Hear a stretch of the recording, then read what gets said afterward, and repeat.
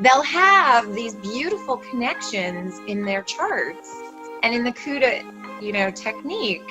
But what I also learned from Ernst is that the ancient books say the most important thing is not this technique first and foremost. The most important thing is the person in and of themselves. Yes.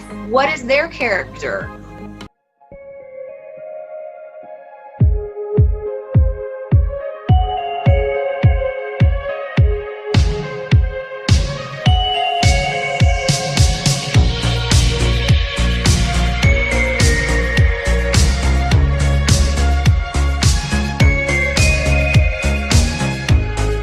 Hello everyone, I am so excited to be back here, and I got someone so special and I'm such a fan, and I was so nervous actually meeting her today, and she actually helped me calm my nerves.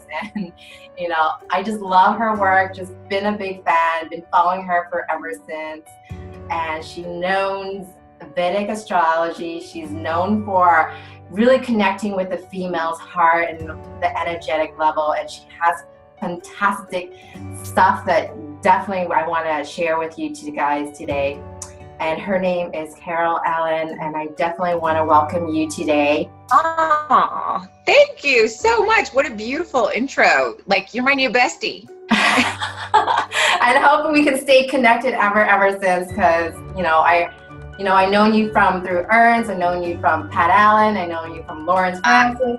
So yeah. You're well known. This is not like you being on YouTube is, I want to bring you to this universe here, because I see you on podcasts, I hear in this, and I really never get to see you on here. So I really want this opportunity, to have that blessing here today, just have you on my YouTube, and you be the first Vedic astrologer on my YouTube. Wow, that's so cool. I love it. I want to know how you got started. Tell me a little bit, you and how you got started. I'd love to hear your journey on this. So you and I have the same advanced teacher, Ernst Wilhelm, and he has some of the most advanced techniques I've ever heard of for career determination. Yes. And he says that it's very rare to be an astrologer, right? Yes. And that most careers only require a couple of things to be connected in the chart, but to be an astrologer, there has to be more. Yeah. And I have those things. And I don't know if your audience is astrologers and if I should get into like jargon. Yeah. Go for it.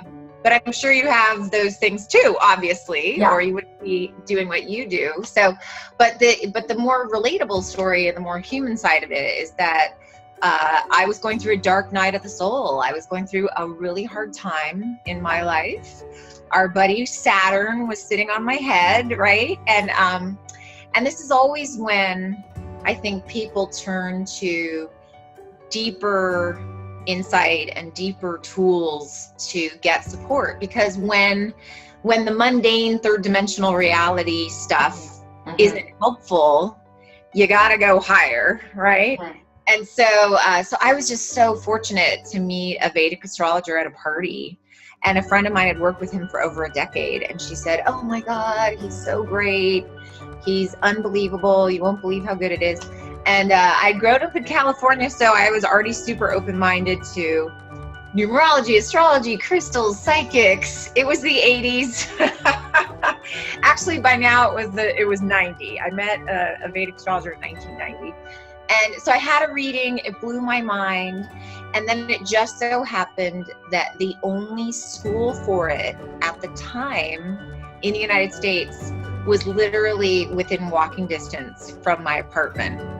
And it was run by this beautiful woman, Phyllis Neep, who she charged us like $5 a class, and you got a cup of tea, and her cats would wander in and out.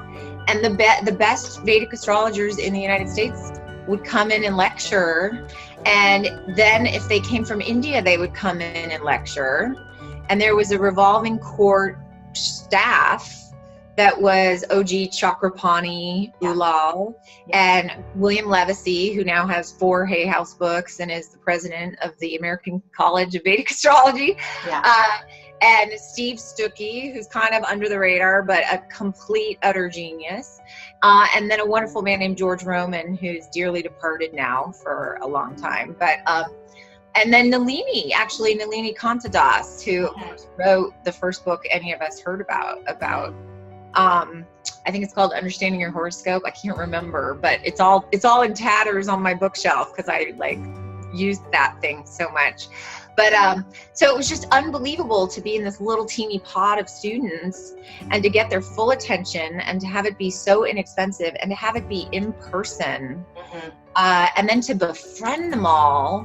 And then, of course, the American Council of Vedic Astrology was ramping up at about the same time. And so then suddenly there were these incredible conferences that were in Sedona and in San Diego. So I started going to those. And that's, of course, where I tripped over Ernst one year. And then he just took my knowledge to like a whole other level, because the disadvantage of those small sweet classes was that they were casual, right? So some of the students were pretty casual, so the teaching was always at a pretty beginner intermediate level. And so to really go to the next level, you either had to do a correspondence course, or you had to trip over a genius like Ernst, or you had to wrangle one of the teachers at the school and work with them privately. But they were really busy. And anyway, so I felt very, very, very lucky. If I had come along during the internet age, I don't think it would have clicked for me. Yeah. I really needed to be in the room with the people live. And so I don't know, I might have fallen in love with YouTube channels that taught, like Ernst has classes and other people have classes. But yeah, so then I just started doing readings for friends and friends of friends, and then next thing you know, the phone wouldn't stop ringing. So yeah. That's amazing. It's such a big journey where you got started. How do you get into the part of the relationship part? You started with a Vedic astrology. How did you end up falling in love, or how did you fall into the relationship part? I want to hear about that story about you. Well, so of course, my own dark night of the soul, part of it had to do with relationships. I was in what I call the 40 years in the desert cycle. Yeah. Where I just could not get anything to stick, right? I just couldn't figure out this love stuff. And so what I quickly noticed in giving readings was all anybody wanted to talk about was boy-girl stuff. That's true. And I don't mean to leave out boy-boy, girl-girl relationships. It's just that wasn't who was calling. It was always like boy-girl. And so even when they would say, I just want to talk about a real estate transaction, or I just want to talk about my mammogram results, it would always turn into a conversation about relationships. And I quickly saw, and I'm sure you noticed this, right? People listen to us. And people really take in what we tell them. And so I felt this enormous responsibility to have as much to offer as I could. And it often was incredible what the charts could reveal, and the peace of mind, whether it was timing or compatibility issues or their own relationship capacity problems within the chart that the chart would reveal.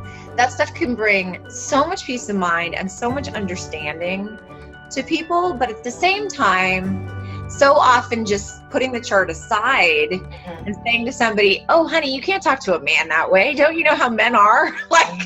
Getting into the relationship research, relationship studies, dating studies, language studies, communication studies, bringing in all that other stuff took my readings to such a higher level.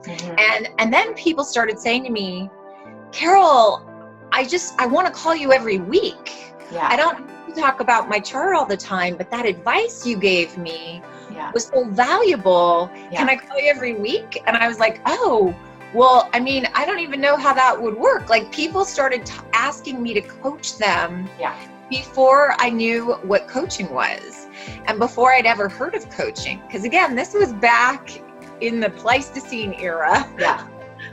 This was back before email. I mean, this was in the 90s, right? And so I just kind of fell into coaching on top of And then I started, writing about relationships and giving workshops. And then that led to me having a radio show. And then that led to me getting the most insane internet mentors. And then that led to me having like the offerings that I have today that you mentioned. So thank you. So that is so amazing. I think it's such an incredible story and your journey as well. And like you were saying, you have a really strong ninth house. So do I. So I get that. And we get pushed. Teachers have just given me the sun, moon, and stars, like literally. Yeah, and it's amazing. Not only our star align, I definitely want to talk about this old ancient thing called Kuta. This from India, and I want you to kind of explain it in a way that it makes sense to us, like the respect. Being respected, the misfortune and things like that. Okay. The Raju, we don't have to get into the full name where it's come from, the origin, but we can talk about what you're finding and what's really important in a relationship, what actually makes it work, and why did India came up with this methodology. Through ancient years, they figured this all out before we did in the Western world. It's no longer the sun sign. You've written about the sun sign. It's not about the sun sign. Just because you're a Scorpion doesn't mean the other Scorpion guy is a jerk as well, right? So I really want you to touch base on that and your findings in this area. Well, so of course, we both practice Vedic astrology, which is the system of India. And you said I'm the first Vedic astrologer on your show. So I assume you interview Western astrologers, correct?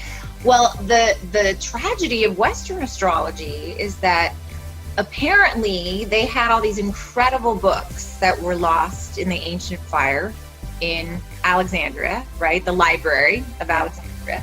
And then of course, the church tried to stamp out astrology, right? So they burned a lot of books and a lot of astrologers in the Middle Ages. And Vedic astrology never had either of those problems. So all of our writings, all of the classic texts in India are still in existence, apparently. And I mean, there may have been some that we don't know about, but we have just tons and tons of unbelievable writings and books. And then it's completely integrated with the main religion of India, which is Hinduism. Mm-hmm. It's believed that your chart is God's inexplicable wish for you, and that it is a blessing to get a reading. And so it's so integrated with the culture there.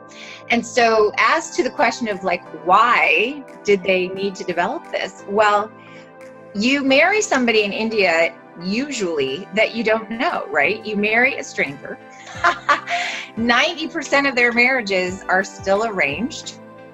And at least these days, the girl can say no, thank God. But in much of the world still, not just in India, women have to marry who their families say. And so they look to superficial compatibility, right? They look to, are you the same religion? Are you the right age range? Is there enough resources? Do they have a family of repute, right? Like, is this on paper? Well, the astrology piece looks at the soul level, is this a good idea? At the heart level, is this a good idea? At the physical level, is this a good idea? So is there going to be chemistry? Is there going to be a foundation of friendship? There's an energy between people that either works or it doesn't, right? And it's like all of us have had that experience of meeting someone and instantly liking them and instantly feeling like we can be ourselves and instantly feeling at ease. And then we've all had the opposite, right? Where we're like, oh, I don't like that guy. Oh, I don't know, she's weird. Or, oh, I just feel really like agitated around this person. And it's because we're all energetic beings and we all affect each other. And this is not new age mumbo jumbo. This is science. This has been proven in a laboratory setting, right? Yes. And we also, our emotions are contagious. Yeah. And we feel each other's feelings. So back to ancient India, they divined these techniques to help explain and understand how we energetically affect each other. And this is this is shown through the entire charts of two people, how they intersect. There's also a third chart, of course, that's created between two people that is its own being, right?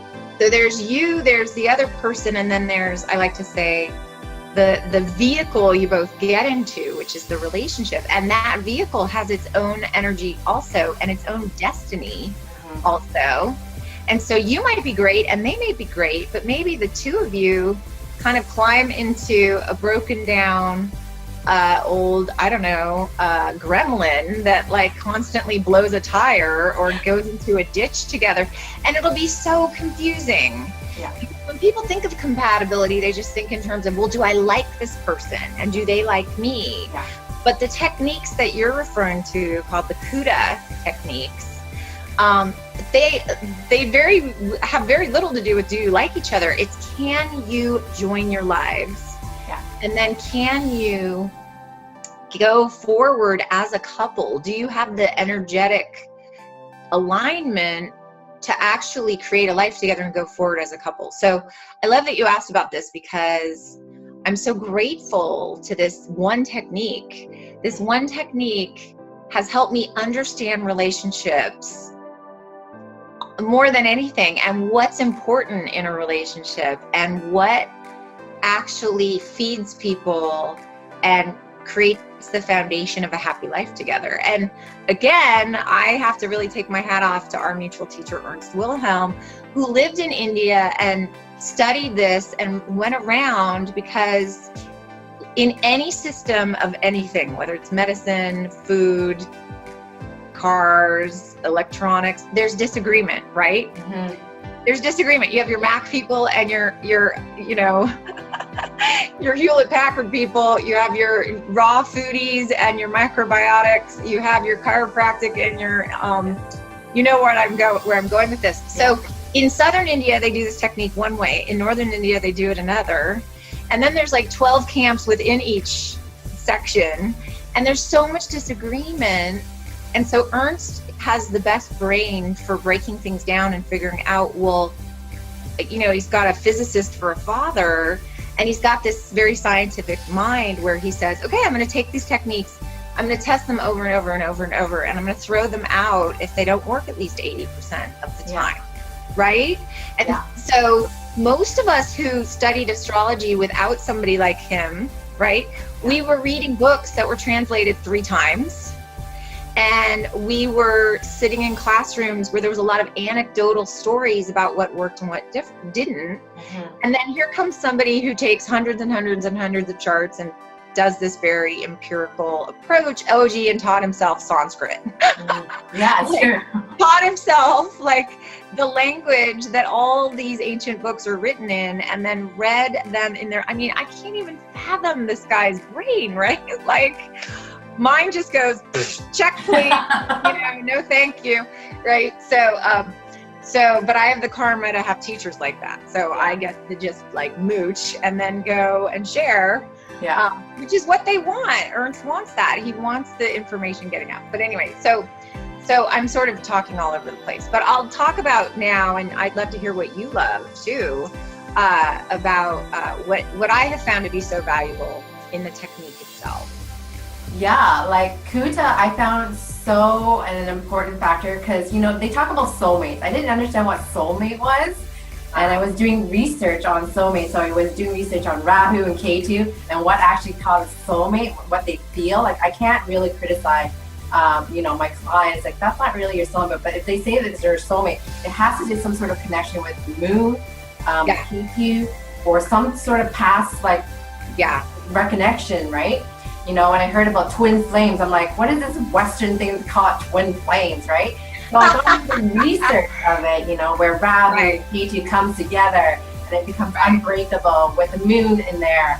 And I was like, wow, that's beautiful. Because, you know, when you talk to your client, especially if you're a counselor, you kind of just read into the story. Even your girlfriend sometimes, like, I'm obsessed with this guy, and this guy's so wonderful. He's so hot. He's so amazing. And it's the same thing that she was saying to the last guy. I'm like, so which one is it, really?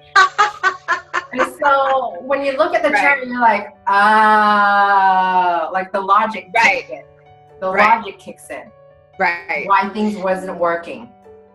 Well, I love what you just said, because of course I've had that same conversation with 7 million people where they're like, oh my God. And you know, I've heard stories where people literally say when they make love, there are angels in the room.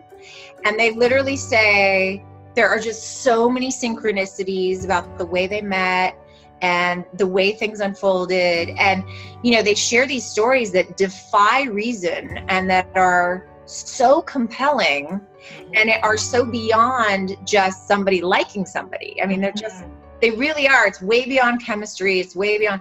But the thing that's very difficult for me, and I love that you mentioned twin flames, because I will tell you, I hate the whole twin flame thing, and I just want to like smack everyone and go, get over it. Because what I run into all too often is the loveliest women who have really high capacity for love tend to put the connection they feel with someone ahead of who that person is and how they're showing up, right? Yes. So it's the classic, but I love him excuse, right? Yeah. So they'll have these beautiful connections in their charts and in the CUDA, you know, technique. But what I also learned from Ernst is that the ancient books say the most important thing is not this technique first and foremost. The most important thing is the person in and of themselves. Yes. What is their character? What is their, you know, integrity? What is their capacity and generosity to show up for another human being first and foremost? Yeah. If you have amazing soulmate connections with somebody that's an alcoholic, an addict, too independent, too angry, depressed, yeah, you're gonna wish you didn't see angels flying around the room when you were with them. You're gonna hate that gumdrops are falling from the trees every time you get together, because that person is gonna be a bummer, okay? And they're gonna lie to you, they're gonna cheat on you, they're gonna break your heart, and you're going to feel like it's like divinely meant to be that you're supposed to be with them. So these are the women that I see that will hang in there way too long and will overgive and will, you know, really trade their dreams for these moments of bliss that are followed by the gremlin in the middle of the ravine on fire. Right? Mixing my metaphors here. But yeah, so I've learned so much from these techniques. So the first thing you do before you look at compatibility is you look at each person's chart and what is their relationship destiny, right? We would like to think that, you know, we have this cultural ideal, and so does India for sure, that everyone marry, and they marry once, yeah, and they marry for life, and they marry the opposite sex, okay? Like, those are the cultural deals, right? That marriage is between a man and a woman, and you marry early, and you marry for life. Well, guess what? That is not everyone's path. And that is not everyone's karma. Can I say karma on your show? Yes, yes. That is not everyone's destiny, and it's not everyone's nature. Yeah. And what's so great about living in the West and living specifically in America today, people have the ability and the right and the permission and the societal support for the most part now to be who they really are. Yeah. And to live how they really are meant to live. So some people's charts are not monogamous. Some people's charts show many, many relationships. Some people's charts show it's not really their thing to be in a relationship. Yeah. And I've actually had clients before that are like, if I get one, great. If I don't get one, great. Yeah. And I don't know about you, but I was like, how do you do that? Because I'm a needy girl and I love partnership. And I love being married. And my 20-year anniversary is in September. But that's my path, right? And so you look at that, and then you look at, okay, can these two people climb into a BMW and drive 3,000 miles and, you know, take the high road and get the good weather conditions and all that. And that is what you see in the CUDA technique. So of course, what we were taught by our genius teacher is that there's 5 critical steps. So it's 15 steps that you relate between two people. 5 of them are the most day-to-day. Can your lives work together? Can you get your... If you found this video helpful, please share it with your friends, because sharing is caring. If you want my help in your relationship or dating situation, you can always book a time with me. Check out the link below. To stay in touch, subscribe to my channel, and don't forget to hit the bell button so you can be notified when I post new videos. Please go ahead, hit the like button, because it encouraged me to create more contents like this every week for you. If you have any ideas for a video, please leave it in the comment section below. Thank you so much for watching, and I'll see you next time.